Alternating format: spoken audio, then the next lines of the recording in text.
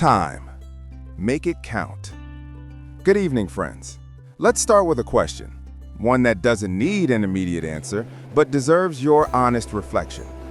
If today were your last day, what would truly matter? Not your title, not your possessions, not your online followers, just what you did with your time. Time. The one thing every single one of us has been given in equal measure. And yet, it's the one thing most of us spend carelessly, as if the supply were endless. We're all given 24 hours in a day, the same number that built businesses, launched dreams, raised children, healed relationships, and wrote history. The difference between those who rise and those who regret is simple. They learned to make it count. We live in a culture that glorifies busyness, but forgets purpose.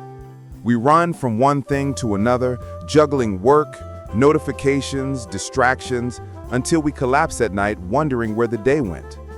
We're moving fast, but not necessarily moving forward. And here's the truth. Time doesn't stop. It doesn't care if you're ready. It doesn't wait until you've figured things out. It keeps ticking. Every second you spend doubting, scrolling, hesitating, is a second you'll never get back. Elijah Schiarelli once said something that struck me deeply. Time is the most spiritual currency you have. How you spend it reveals what you worship. Think about that. What do your hours say about your priorities? If someone followed your schedule, would they see faith, family, purpose, or chaos, distraction, and delay? When I read the words of Greg Laurie, he often reminds his congregation, life is short, death is sure, eternity is long. Make your life count for what will last. That's not a gloomy message. It's a freeing one. Because once you accept that time is limited, you begin to live differently. You stop wasting hours on things that don't build your soul. You stop chasing approval and start chasing purpose. You realize that the clock isn't your enemy, it's your accountability partner. Time is God's way of reminding us that we don't own tomorrow. And maybe that's why we're told, teach us to number our days that we may gain a heart of wisdom. Wisdom comes when you realize that life isn't about how long you live. It's about how much you live in the time you're given.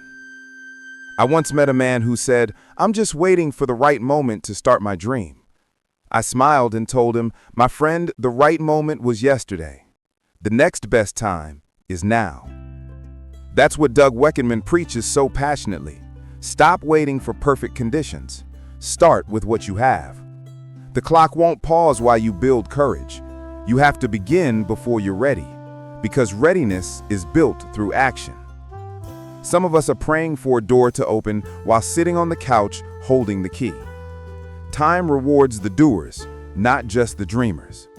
So if you've been thinking about writing that book, starting that business, serving that cause, forgiving that person, do it. Do it now. Because someday is a myth. All you ever have is today. Matt Hagee often reminds his listeners that time is a test of stewardship. God gives you moments like gifts wrapped in opportunity and asks, what will you do with this one? Some of us waste those gifts on comparison, measuring our lives by what others have achieved instead of maximizing what's in our hands. But comparison is a thief. It steals your time, your joy, your energy. The moment you start wishing for someone else's life, you stop building your own. Don't envy their timeline. Embrace yours, because your purpose is custom-made and your pace is unique. There's no need to rush someone else's race. Now I want to talk about something Elijah Schiarelli calls the sacred pause. He says that sometimes God slows us down, not to punish us, but to prepare us. Some of the best use of your time is found in stillness, in prayer, in reflection, in listening. We think productivity means constant movement, But often, it's in silence that the greatest breakthroughs are born. You can't hear divine direction when you're drowning in noise. Take time every day to be quiet, to disconnect from the world and reconnect with your Creator. That's not wasted time, that's invested time. And the return is peace, clarity, and renewed purpose. But while reflection is vital, inaction is deadly. You can't build a life that counts if you never take the first step. There's a quote I love from Doug Weckenman: "Faith that sits still dies still." Powerful, isn't it? Faith was never meant to sit, it was meant to move. Every great accomplishment began with someone saying, "I don't have it all figured out, but I'll start anyway." Start while afraid. Work while uncertain. Grow while learning. Just move. The secret to success isn't more time. It's better use of the time you already have. And if you ever doubt that your time matters, look at the cross. Look at history. Look at legacy. Every story that changed the world began when someone decided that their limited time could have eternal impact. You don't have to be famous to make time count. You just have to be faithful. Because in the end, it's not about how many people know your name. It's about how many lives were touched by how you spent your days. Let's bring this closer to home. Think about your own schedule, the places where your hours go. How much time do you give to the things that truly matter? We claim we don't have time for prayer, but we scroll for hours. We say we don't have time for family, but we binge entire seasons of shows. We say we're too busy for purpose, but somehow always have time for distraction. It's not that we don't have time, it's that we don't control it. Our devices, our habits, our indecision, they control it for us. And every time we say yes to something meaningless, we say no to something eternal. Time management isn't about fitting everything in. It's about fitting the right things in and letting the rest fall away. If there's one word that captures the collective voice of these four teachers, Skirahote, Haig, Laurie, and Weckenman, it's this: intentionality. Live on purpose. Don't drift. Don't wait for someday. Make each moment count towards something that matters beyond yourself. When you live intentionally, you stop treating time like currency and start treating it like calling.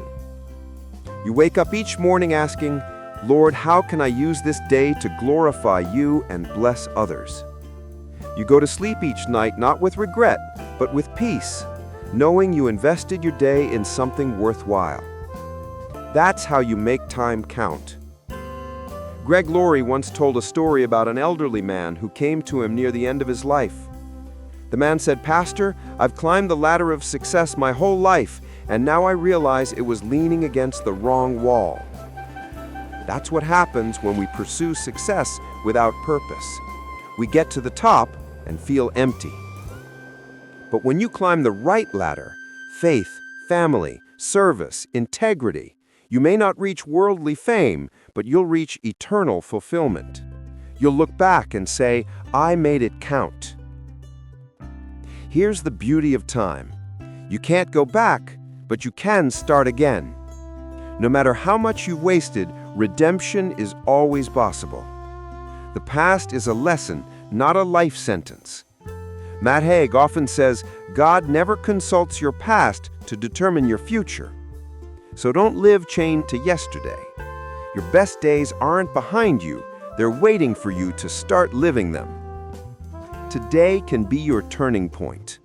One decision, one change in how you use your time can transform the direction of your entire life.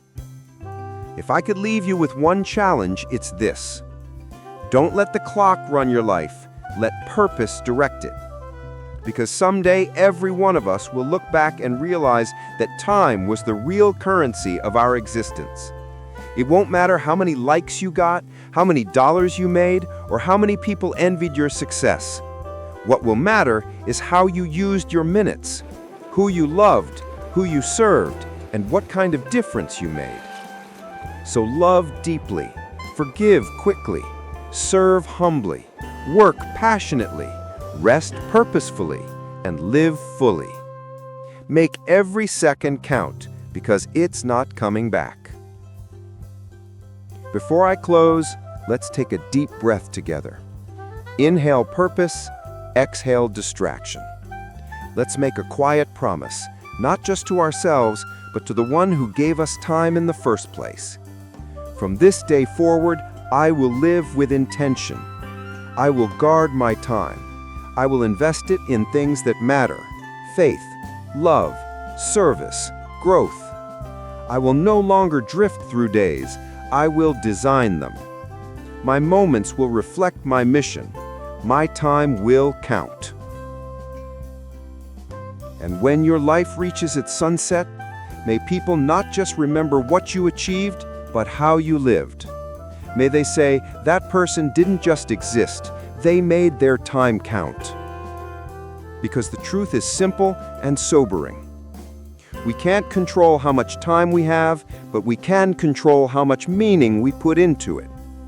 So live wide awake, live intentionally, live for eternity, and make your time count. Thank you.